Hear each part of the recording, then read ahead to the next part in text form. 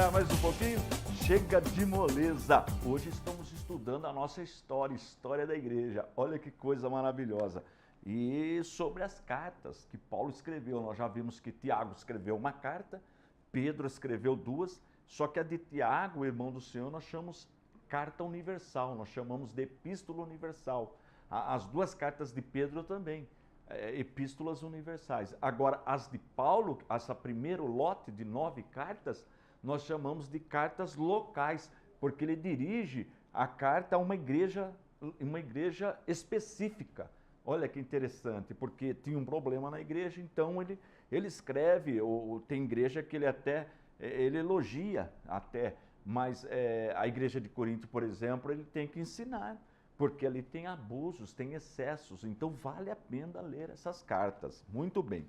Agora, o segundo grupo de cartas que Paulo escreve são as cartas ou epístolas pastorais. Já é dirigida para pastor. Olha que coisa interessante. Então, se você tem vontade de aprender o comportamento de um pastor, como deve ser o comportamento de um pastor, então precisa ler as epístolas pastorais. Então, vou pedir para a nossa editora colocar na tela as cartas pastorais. Então, ele escreve a primeira carta para Timóteo. Timóteo era pastor jovem, e Paulo ajuda muito Timóteo. Então ele está em Roma, no ano 62, que ele escreve a primeira carta para Timóteo. Agora entenda que essas datas são aproximadas, tá? São datas aproximadas. A segunda, olha aí na tela, Filemão.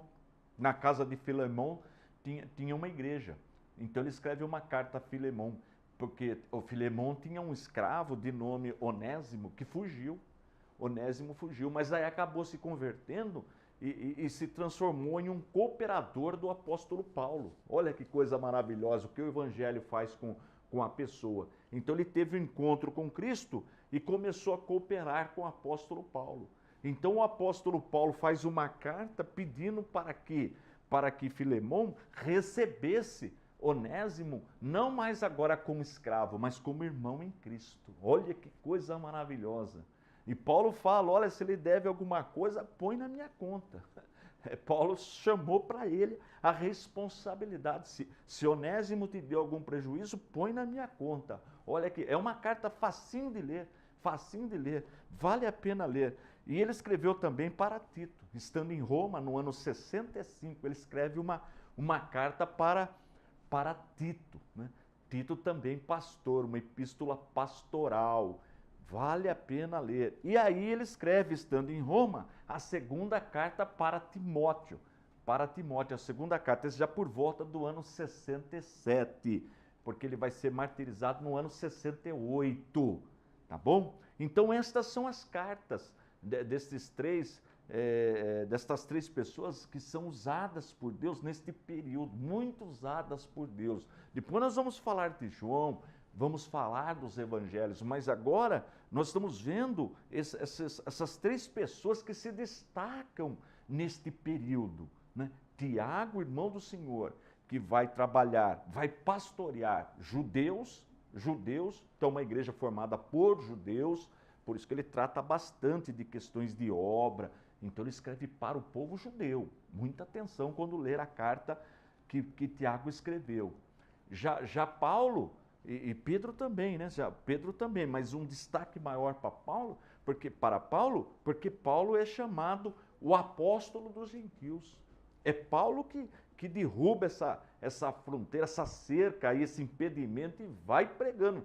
É por isso que ele tem uma chamada interessante, a chamada do apóstolo Paulo, né? O que Deus faz na vida do apóstolo Paulo. Muito bem. E aí eu vou pedir para a nossa editora colocar na tela a decapitação de Paulo, né? Aí está mostrando Paulo na cadeia. Vou colocar o slide onde mostra Paulo na cadeia. Paulo ficava preso, mas não parava. O tempo que ele estava preso, ele estava escrevendo. Ele não perdia tempo, não. Ele ficava com segurança do lado, mas pregando a palavra. Ele não perdia tempo estudando, pedia material e ele produziu quase 50% do Novo Testamento. O Novo Testamento tem 27 livros. 27 livros.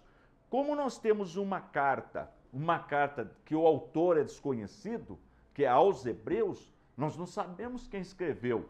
Eu já vi Bíblia escrito que carta do apóstolo Paulo aos Hebreus, mas nós não sabemos se foi Paulo que escreveu. A verdade é esta. Se Paulo escreveu aos Hebreus, ele escreveu mais de 50% do Novo Testamento. Dos 27 livros, se considerarmos que Paulo escreveu, nós não sabemos. Deixar bem claro isso aí. Nós não temos certeza, não tem como provar. Mas há essa possibilidade. Se Paulo escreveu aos Hebreus, ele escreveu mais de 50% do Novo Testamento. Veja como foi usado poderosamente por Deus o apóstolo Paulo. Então agora a igreja ela vai se expandir. Ela vai se expandir em todo o Império Romano. Todo o Império Romano, que agora fala o grego, e o Novo Testamento, essas cartas são escritas todas na língua grega, então ela vai, exceto, a gente não tem certeza, por exemplo, Tiago está falando com os irmãos de Jerusalém, mas as de Paulo é certeza, né, para os irmãos de fala grega. Então, o que acontece? Elas vão circulando nas igrejas, esses documentos. Então imagina os irmãos na época, o que eles têm na época? Eles não têm Bíblia, não têm a facilidade que nós temos hoje. Eles não tinham, né? Não tinham a facilidade. Hoje, olha que bênção, você carrega uma Bíblia, olha, todos os 66 livros em um único volume, olha que bênção, e Bíblias em aplicativo, a pessoa está com o celular, quer ler a Bíblia, no celular ali, já lê a Bíblia no celular, lê a Bíblia ali, baixa ali, Bíblia online, lê a versão que quiser, sem pagar nada, tem essa daí também. Eu vejo alunos, muitos dos nossos alunos, no nosso curso de teologia, não carregam mais a Bíblia em papel. Eu falo, irmão, vamos ler um texto de Paulo, né? A carta que Paulo escreveu a Timóteo, capítulo 3, que trata dos deveres dos pastores, dos presbíteros, enfim, dos diáconos. E o irmão ali na hora, ele digita ali no celular, já vem o texto. É mais rápido do que procurar na Bíblia de papel, né? Então, muitos irmãos, para evangelizar, já não usam mais Bíblia de papel. Agora, na época, nós não temos essa situação. Nós não temos essa condição favorável. Então, irmão, nem dava para carregar a Bíblia, era enrolo. Já pensou? Não dava. Não estava unido ainda, nesse período ainda não tem todos os livros do Novo Testamento. Olha que coisa interessante. Eles não têm todos. Nós temos sim o Antigo Testamento, mas nem todos tinham em mãos o Antigo Testamento. Não tinham. E outro detalhe, grande número, quer dizer, a maioria era analfabeta. Você sabia disso? Entre o povo judeu não tinha, segundo uma pesquisa aí, alguns estudiosos, não tinha analfabeto na época de Jesus, entre os judeus. Porque era obrigação do pai ensinar o filho a ler e escrever. Era previsto na lei. Era dever do pai, né? do pai ensinar o filho a ler e escrever. Tem um argumento entre o povo judeu, não sei o autor, que dizia o seguinte: o pai que não ensina o filho uma profissão é o mesmo que ensinar o filho a roubar. O pai ensinava a ler e escrever e ensinava uma profissão. Vê que Paulo, ele era doutor, mas ele também tinha uma profissão, ele fazia tendas, uma profissão, vamos dizer assim, bem inferior à de um estudante, né? Quer dizer, doutor na lei, mas também sabia fazer tendas para se virar. E essa é a filosofia do judaísmo, né? Prevista ali nos ensinamentos de Moisés. Tinha que ensinar a criança a ler, para ler a Torá, para ler a lei. Então todo judeu sabia, mas entre os gentios não era assim. Não era assim. Então como que eles faziam se não tinha Bíblia ainda? Circulava, é verdade, mas nem todos tinham a Bíblia. Então como que os pregadores faziam para que os irmãos aprendessem? Porque hoje nós temos. E naquela época, como era feito? Eu vou falar. Só que não é hoje não. Na próxima aula, nós já vamos ver Como que vamos descobrir como que vai formar os 27 livros do Novo Testamento, como eles serão aceitos, né? E como era feito, que nós vamos aprender como que eles faziam, que técnica eles usavam para que o povo aprendesse a palavra de Deus. Está gostando da aula? Está aprendendo a palavra de Deus?